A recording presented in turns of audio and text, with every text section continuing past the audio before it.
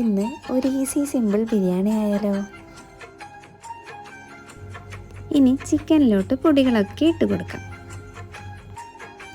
ആവശ്യത്തിന് ഉപ്പ്, മഞ്ഞൾപ്പൊടി, ഗരം മസാല, കുറച്ച് മുളക് പൊടിയും ചേർത്ത് കൊടുക്കാം.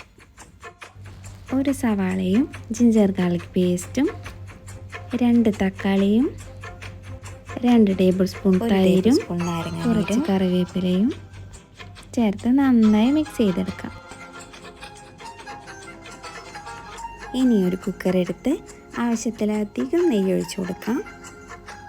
ഒന്നുകൂടി നന്നായി മിക്സ് ചെയ്തെടുക്കാം. നല്ലപോലെ സ്പൈസസ് ഒക്കെ ഇട്ട് ആദ്യം റൈസ് തയ്യാറാക്കി വെക്കാം.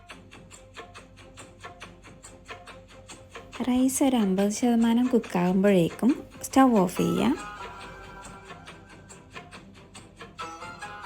ചിക്കൻ്റെ മുകളിലായി ചോറിട്ട് കൊടുക്കാം.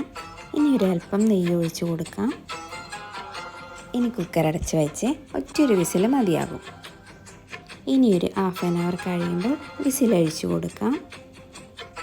ഇനി ഒരു ഹാഫ് ആൻ അവർ കഴിഞ്ഞ് തുറക്കുമ്പോഴേക്കും ചിക്കനും റൈസും ഒക്കെ വെന്തിട്ടുണ്ടാകും.